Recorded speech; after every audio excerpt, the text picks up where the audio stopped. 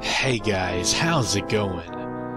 This is Natinator, and welcome back to a new Creepypasta reading series. The story itself is quite long, so I've decided to break it up into several parts. The story itself is called Faith's Game, written by K.B. Miller.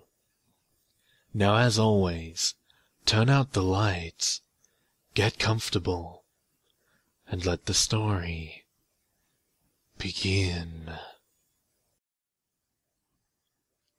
The following passage was found on an abandoned jump drive 2 miles outside of Philadelphia.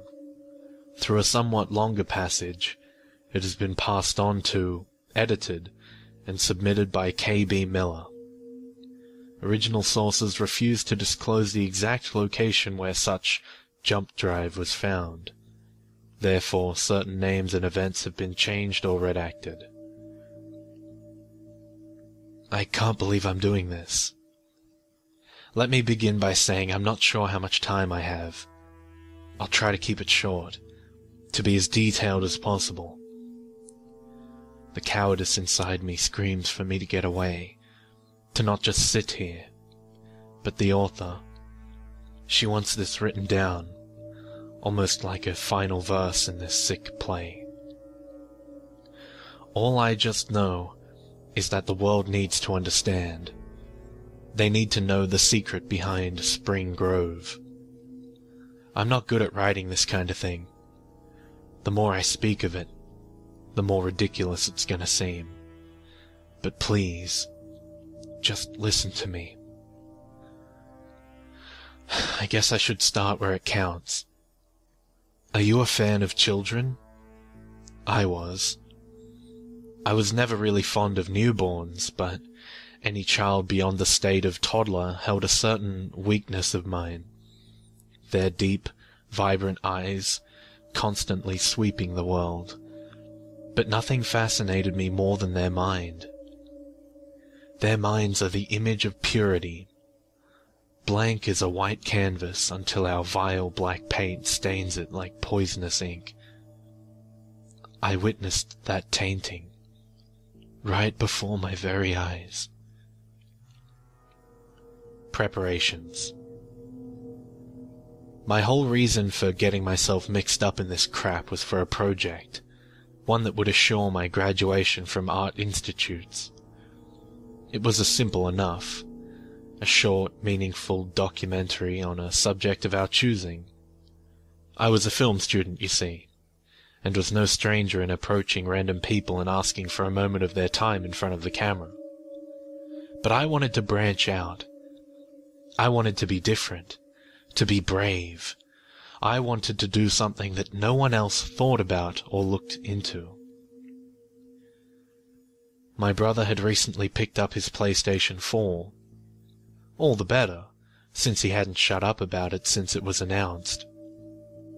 A few weeks in, and he discovered that Red Barrels had posted a free download of Outlast, a horror game whose gameplay I couldn't get enough of on YouTube. As I sat quietly in a corner, after begging to observe his reactions like it was a staged comedy, I turned my attention to the game itself. Man, places like Mount Massive Asylums got a bad reputation through media like this. I'd never truly entered an asylum myself. What could be the harm? Things like this were victim to Hollywood bull. That's it. I can expose an asylum for what it is.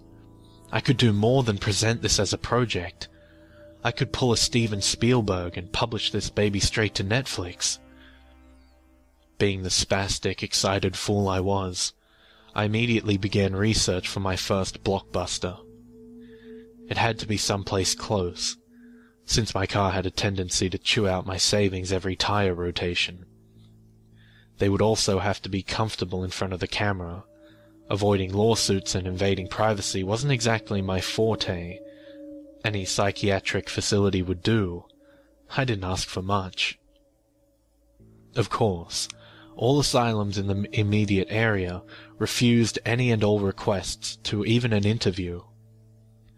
I never asked questions, and it never crossed my mind any of them had anything to hide. They probably figured I was still a student, and places like that could be dangerous for those without proper training. Yet, so were prisons, and I'd seen plenty of cameras in places like those. I just flowed with whatever rolled my way. And one day, it paid off. The first day. Spring Grove Hospital Center was what they called it. I could care less of what it's called now. To me, it was hell on earth. But not then. Then, I was ecstatic that they even considered me, and I grabbed the first opportunity I had to begin my trek to suburban Baltimore. The drive was unpleasant, but the views were astonishing. I had only before experienced the great city, but Spring Grove's campus was a breath of fresh air. I swore at first I was driving to have a meet with a queen before pulling in. The buildings were spread and massive, almost medieval with a touch of modern technology. In fact, it almost resembled a few college campuses that I had previously visited, but I knew better. This asylum was going to provide more experience than any education would. Speaking of which, I was quickly put in my place for even mentioning the word asylum. Apparently I had to use the term psychiatric hospital at all times during my stay. But whatever. Being politically correct is irritating as it is. A woman stood waiting for me at the door, as though my arrival was that of some kind of celebrity. "You are Jacobson, yes?" She addressed me formally, with a broken accent I couldn't exactly put my finger on. "Come, we show you around. You film camera whenever you like."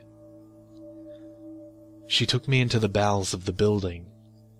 Well, I can't call it the bowels exactly. It seemed quite pleasant at first, with plenty of light and fresh air amongst the living space. I was already having my doubts on this whole assignment. I was expecting medieval torture and massacres. This place was downright comfortable. Maybe it was just bias getting in the way. Filming this place as it was, whether it's insane or a sanctum, was my mission. The truth. I took out my camera and already began getting some footage.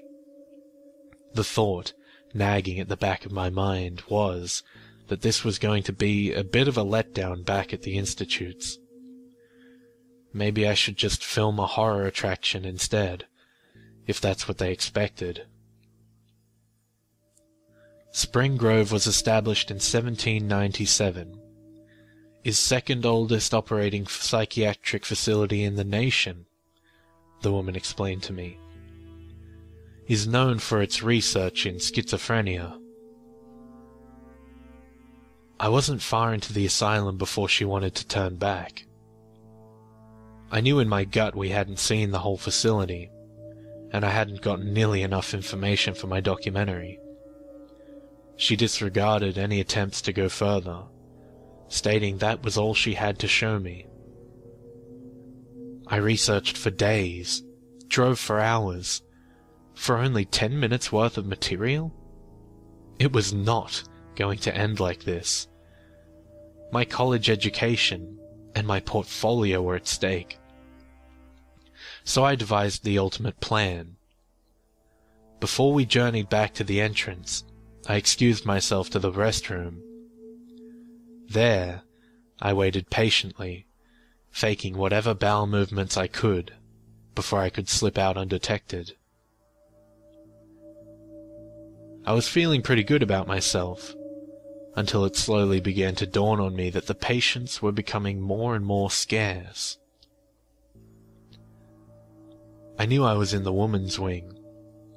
About where we started, patients were pretty common, aimlessly roaming the halls or simply lounging outside their quarters. Save the occasional nurse or assistant, these halls were barren. It was somewhat unsettling. but not nearly as so when I came to a sign that read, "Violent Patients," above an archway in the middle of the corridor. I had the distinct feeling in my gut that I had gone too far.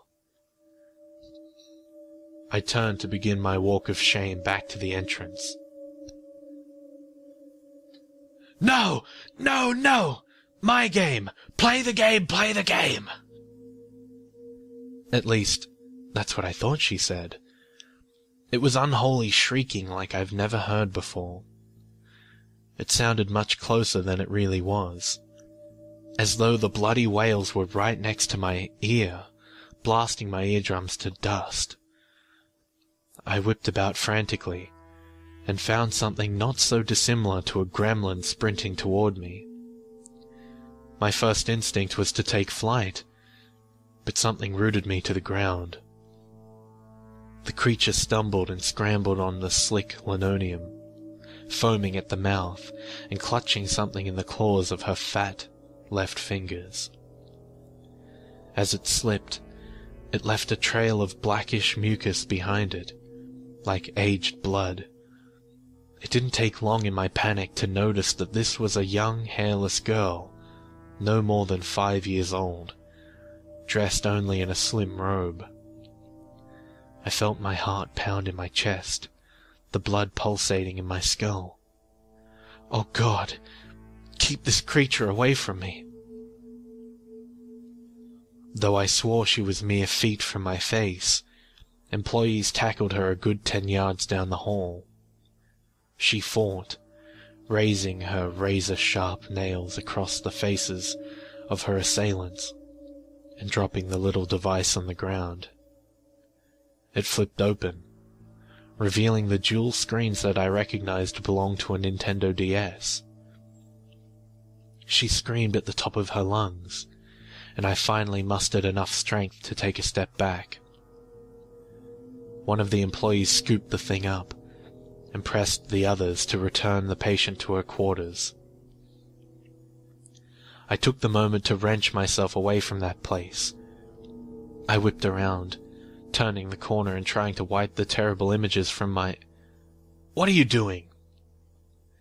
I almost jumped from my socks. I had nearly forgotten about my escort. "You must leave. Now." But I held my ground. I pleaded. Why did I plead? Perhaps the simple change in direction had knocked my brainstem loose.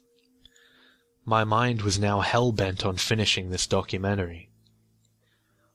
"What about her? Can I see her?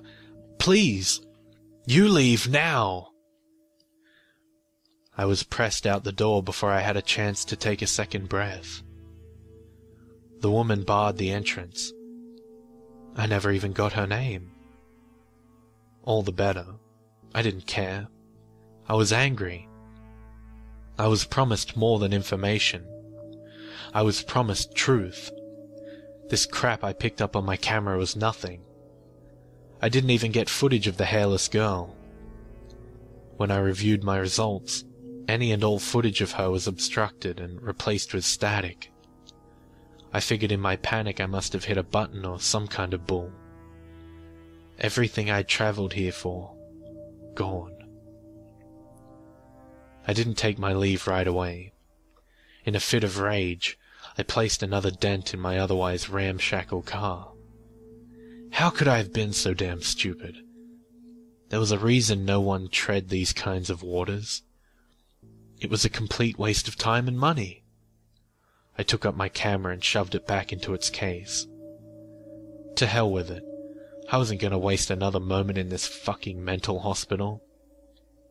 I'm just going to go home and avoid trashing my cash on some gross hotel room. I got behind the wheel, nearly tearing my door handle off its hinges as I slammed it shut. Ugh! Come on! My keys fell to the carpet floor. I twisted myself in the most awkward of positions before hooking it on my finger.